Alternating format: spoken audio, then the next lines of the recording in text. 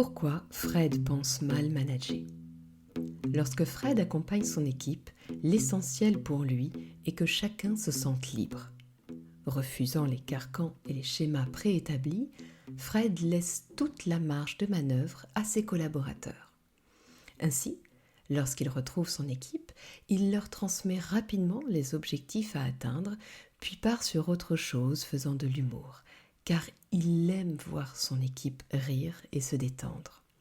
La pression, il la boit comme il aime à dire. Il refuse de stresser ses collègues pour des chiffres.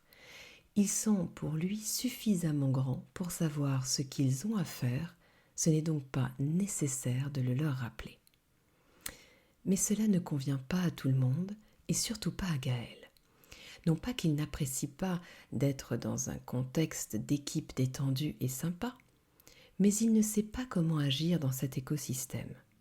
Il voit bien l'objectif et les différentes manières de les déployer, mais il n'arrive jamais à savoir ce qu'il faut faire précisément.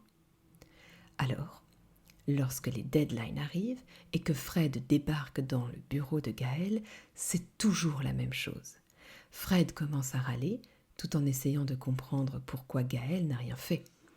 Et Gaël essaye alors d'expliquer tout le champ des possibles qu'il a ouvert, mais il s'y perd et n'arrive plus à répondre.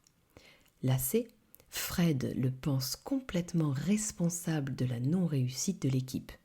Gaël se sent alors démuni, incapable de savoir ce qui était attendu de lui. Ainsi, Fred va laisser Gaël se débrouiller. Il fera en effet quelques efforts qui s'avéreront vains pour l'aider, mais cela n'empêchera pas Gaël de se sentir complètement en décalage, presque rejeté. Cela créera alors dans l'équipe un énorme malaise et de forts non-dits sur l'autorité managériale de Fred. Au fur et à mesure, cela s'avérera complètement délétère et aura un impact direct sur la performance générale de l'équipe. Bonjour, je suis Candide Mégia, psychologue, docteur en psychologie, consultante et formatrice, et je vais décrypter ici cette situation somme toute classique. Fred ne supporte pas les injonctions. Le management militaire, ce n'est pas pour lui. Il a besoin de son espace de créativité. C'est donc ce qu'il propose à son équipe. Votre sauce aura toujours plus de saveur, alors régalez-vous, leur dit-il souvent. C'est pourquoi il ne donnera jamais la marche à suivre pour arriver à l'objectif fixé.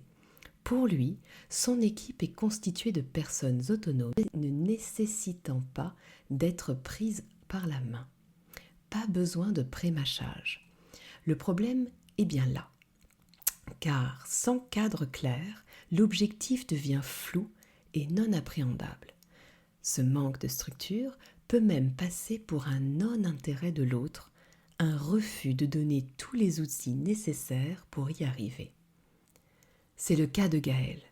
Gaël, comme vous le savez, a besoin d'être canalisé, avoir des demandes claires, précises et sans ambiguïté. En effet, pouvant imaginer mille et une manières de faire, il a besoin d'un management serré qui l'oblige à aller dans une direction unique. C'est d'ailleurs là qu'il sera le plus performant. Par conséquent, si vous êtes comme Fred ou si vous le connaissez, je vous propose deux gummies. Le premier sera d'autoriser l'autre à venir vous voir pour obtenir votre manière d'appréhender l'objectif. En effet, certains de vos collaborateurs ont besoin d'un cadre imposé pour pouvoir se déployer à leur manière. D'ailleurs, la liberté n'existe-t-elle pas parce qu'il y a un cadre ?